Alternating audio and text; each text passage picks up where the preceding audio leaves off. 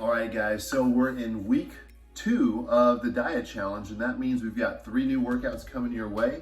The first workout is a bodyweight version, and I'm gonna show you guys what that is. In fact, actually, I'm gonna have Coach Steph, my wife, show you all those movements and maybe a few alternatives to make sure that you can get rolling. You can do this at your house. In another video, we're actually gonna show you a weighted version. So if you guys are those people who manage to be outfitted with dumbbells or barbells or other pieces of equipment, there's gonna be a way for you to get a workout in with some of those elements right after this. All right, guys, so the workout is what's gonna require you having your phone around, or at least some sort of timer, because we're gonna work for a set amount of time rather than a set amount of reps. And so Steph is gonna show you guys exactly what that looks like. So the first movement that you're gonna be doing for 1 minute is gonna be step back lunges. So a step back lunge is our first movement. This is a great movement for the butt, the hamstrings, and the quads. So here she goes, stepping back. Okay, really simple. For some of you guys, you might need some balance, so you'll stick your arms out in front of you or out to the side or something like that. And if you can see, she's gonna use the wall here and then step and do lunges that way.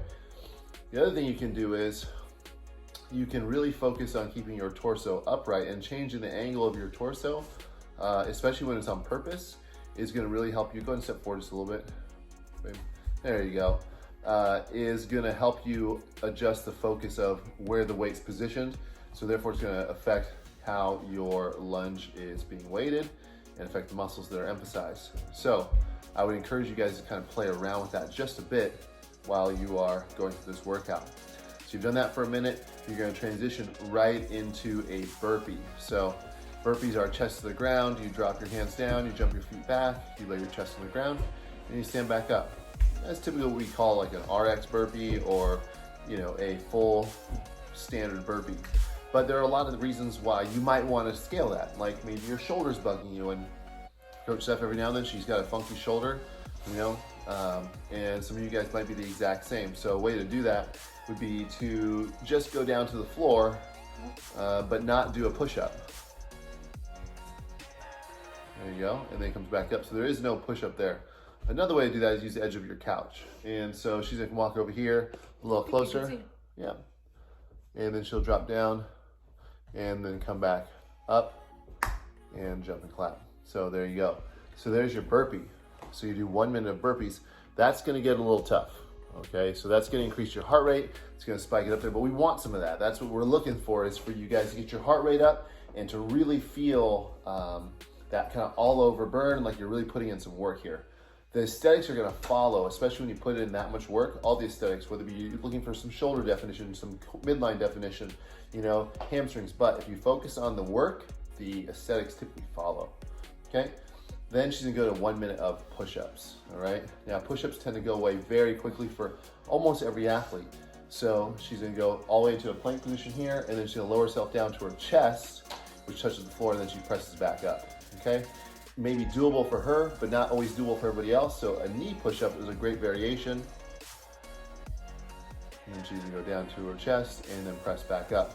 Now, one more thing you wanna think about before she stands up, and she can go ahead and do that, show you another modification, is when she is in this top position, making sure that this is really pushed out and extended, because if not, you kind of sag through here and you put a lot of undue pressure. This muscle's all disengaged. And then when you are pressing back up, you're pressing through the tricep and here, and then there's this kind of disconnect through here, so then some shoulder issues can start to happen. And that's not what you want.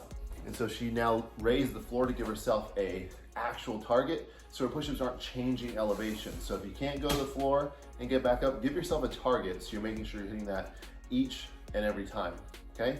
So you've done that for a minute. So let's recap.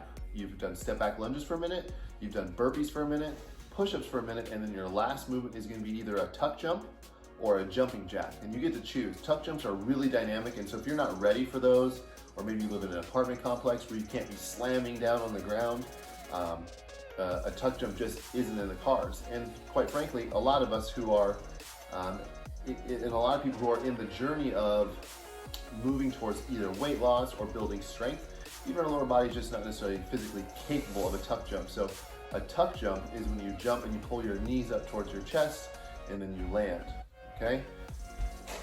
just like that, okay? So loud. It's so loud in here, right? And so you do that for 1 minute, or you could do a simple jumping jack, and we've all done those because we've been in school, right? And she's just going for it. We're gonna make her do it for a minute. Nope. Just kidding. Then you're gonna rest for 1 minute. So you've got those 4 movements.